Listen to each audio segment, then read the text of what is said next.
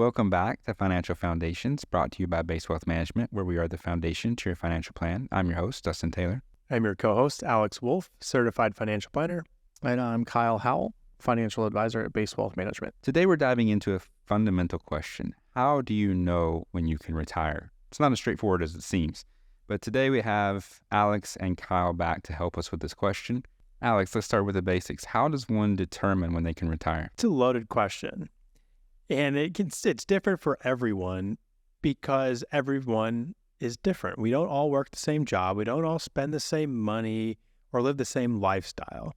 So there's many different inputs that can determine when you're ready to retire.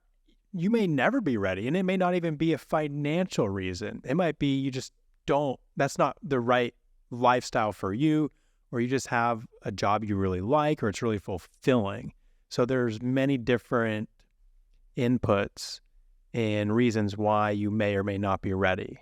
Before we dive in further, let's unpack this a little bit. I want to talk about a phrase that I hear all the time, and that is that it's better to retire to something rather than from something. Kyle, can you explain that a bit? All right. So yeah, I've had a similar question to clients. And I asked them, I said, what does a typical day look like for you when you do retire? And, I get all kinds of answers. And I'll just specifically, we want to go travel. We want to go spend time at the beach with our feet in the water. I want to, go spend time with my grandkids. I want to be on a cruise ship, at least once a month. I don't want to quit working. I want to go do something else. I want to stay busy. I want to go fishing. There's all kinds of things that you can retire to, not necessarily retiring from, a career at one company or something like that. I agree. And that can be some of our questions that we ask clients when putting together the financial plan.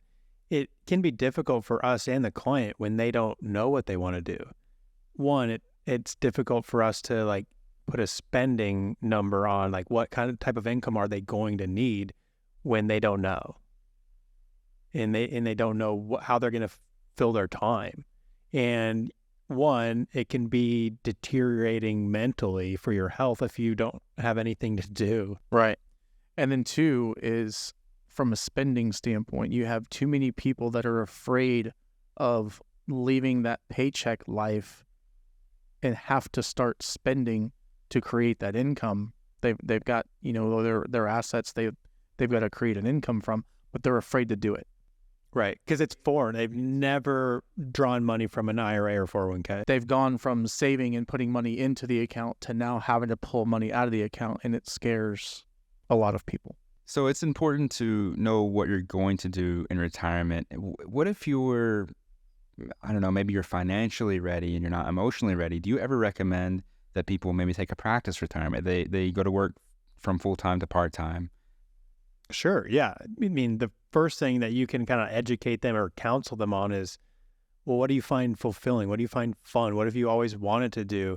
It could be reducing your hours to try to find that hobby that you've always wanted to do or find yourself. I don't know. I mean, it definitely is a big part of thing when if you're working 40, 50, 60 hours a week for 40 years that you didn't really have time to discover activities that you enjoyed outside of work, maybe outside of your family time or spending time with your kids or grandkids.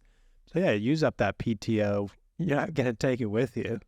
The reason why I bring this topic up and I ask this question is because I think that the way that the industry is built is not only is there the wealth management aspect of everything, but people are more and more becoming reliant on advisors and planners to kind of be like wealth coaches and find out, what they want to do when they retire, whether that's running that by you and seeing can they afford that lifestyle? Can they afford to do that hobby or whatever? And advisors are going to be way more involved in that now and in the future, I believe. I agree. I think that's a big part of the picture for that classic retirement planning client that we work with, whether they're, a year from retirement or 5 years. Those are definitely things that we talk to clients about before they ring that bell or decide to wind down. So bringing it back to the financial side of things, what are some of the key aspects we should consider when determining if we can retire? One of the biggest things, as Kyle mentioned, is income. And how are you replacing that job or salary paycheck? And what can your portfolio sustain? And for some people, they might have more income than they need. If they have a pension, they've got RMDs or other sources of guaranteed income, an annuity or something like that, where they're totally set. They almost have like 100% income replacement.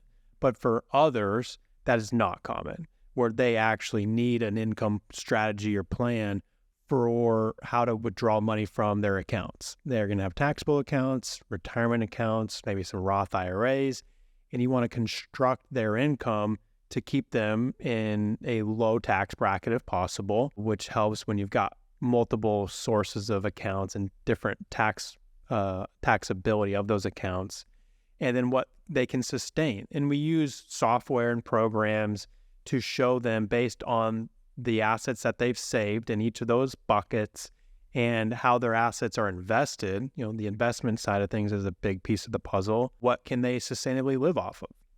Especially as people are living, longer and longer due to many factors in healthcare. And we can show them what type of income we can generate from their portfolio and how to take it in, a tax efficient manner. And I would add to that, we always talk in these podcasts about having multiple, buckets or multiple types of accounts, whether it be, IRAs, Roth IRAs, taxable accounts, non-qualified accounts, whatever. But we run into a lot of people that have the majority of their money in their 401k plan. That's the most common, right? Or they've moved it into an IRA and they've got $1 million IRA, but they don't have a Roth and they don't have a taxable or a trust account, and that makes the earlier planning that much better to where we can start generating income from different streams. So, just say a teacher, for example, has put money into their 457 plan and they have a pension and they have Social Security, 9 times out of 10, they're going to have more income in retirement than they did when they were working. And now we have to factor in a retirement account on top of a pension and Social Security, which is going to then increase their income higher than it was, while they were working. So now we've got, a lot of different planning aspects that we need to get in front of before retirement. So trying to get a little bit more specific, what would a sustainable withdrawal rate look like, or what might it look like? Well, the old rule is that 4% rule that most people have probably heard of, and we've talked about a few times on the podcast. When the 4% rule was established or originally drawn up, and you're looking at like a 60-40 portfolio, 60% stock, 40% bonds. Those midterm bonds were like a 12 to 15% interest rate, which great at the time, but that is just not the world we live in these days. When we talk about the average returns of different asset classes, they're much different now than they were back then. So that's why I don't, live and die by that 4% rule. You want to have some flexibility, or if the market goes up, you can take a little bit more.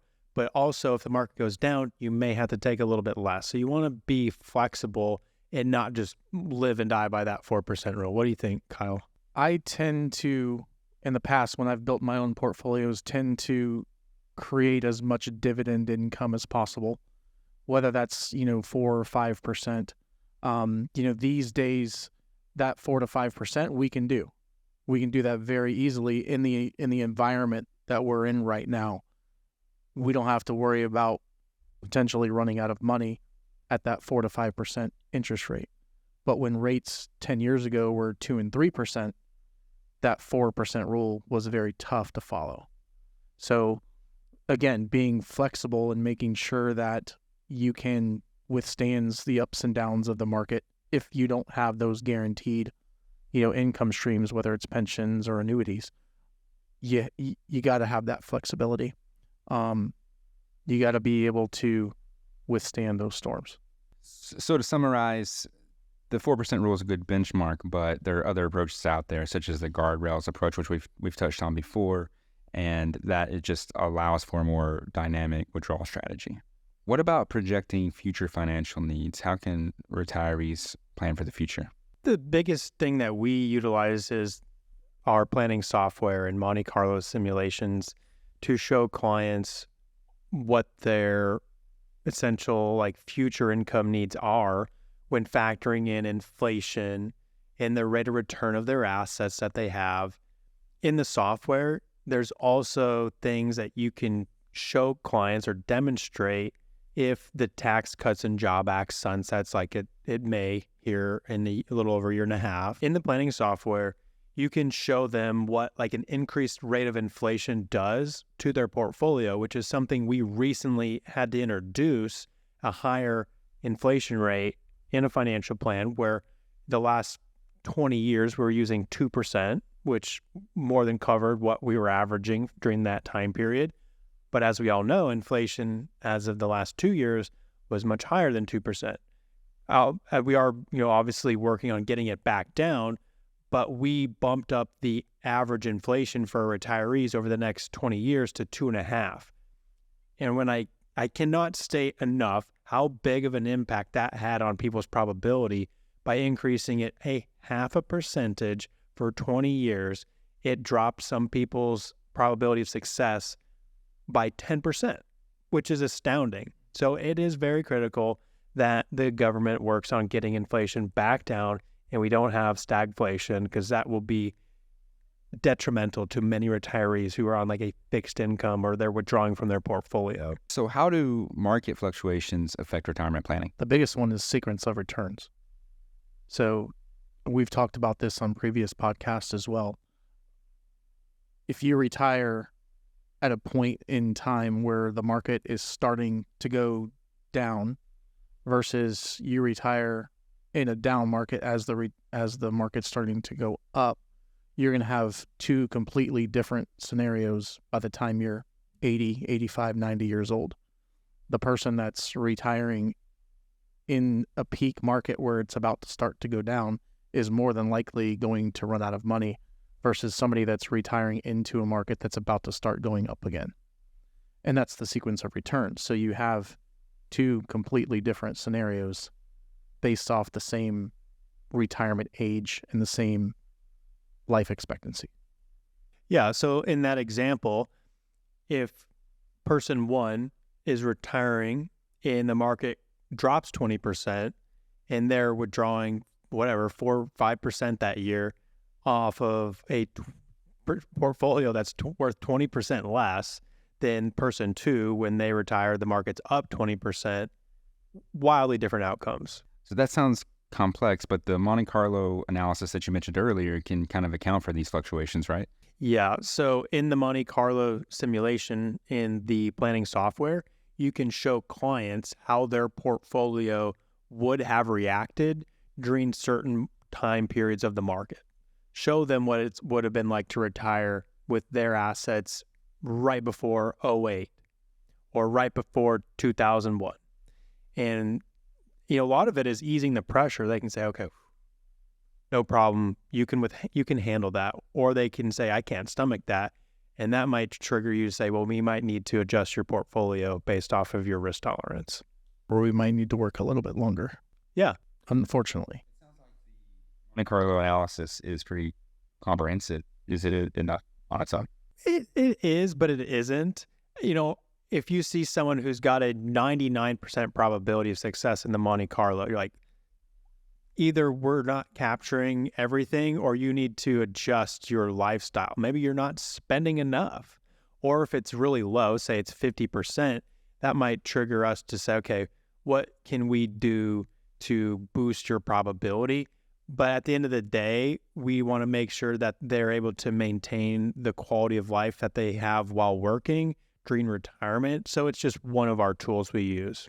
So in summary, what do retirees need to focus on to ensure that they can retire comfortably? The biggest thing is knowing your goal and then starting to kind of fill in behind it with how much income you're going to need, how much income can your portfolio support, working with a financial advisor or financial planner that can help with these scenarios, because everything is getting more complex in the world we live in. There's tax considerations, there's income considerations, insurance, all these items that go into a financial plan, and continue to run those Monte Carlo simulations to understand, like, if we need to make adjustments based off of increased inflation, or did my portfolio go down 20% this last year, like in 2022, there may be things to consider now that you want to plan for in the future. In one of Kyle's examples, he talked about that teacher. And the more time you give your advisor or planner, notice the more solid your plan will be. And I was getting ready to say that, we definitely need time. This is not something that you can come to me and say in 6 months, hey, I'm wanting to retire 6 months from now. No, we need, typically we need a few years to start making adjustments, preferably 10 years. I would love to see somebody in their early to mid 50s come into me versus somebody that's in their early 60s saying, I'm ready to retire now. What can we do? So having that longer term plan is best. So definitely, seek, if you don't already have somebody, seek somebody out while you're in your late 40s, early 50s and start putting a plan together. Not to be cliche, but you don't build your house overnight. It takes not years. It takes a while to build the foundation and put it together to kind of get your dream house ready to live in. All right, great. So if you would like any more information about this topic and more, you can visit our website at basewealthmanagement.com. You can subscribe to this podcast or YouTube channel. We also love questions. So if you have anything you'd like us to answer or address on the podcast, send those in to us at question@basewealthmanagement.com. I'm Dustin Taylor. I'm Alex Wolfe. And I'm Kyle Howell. And happy listening.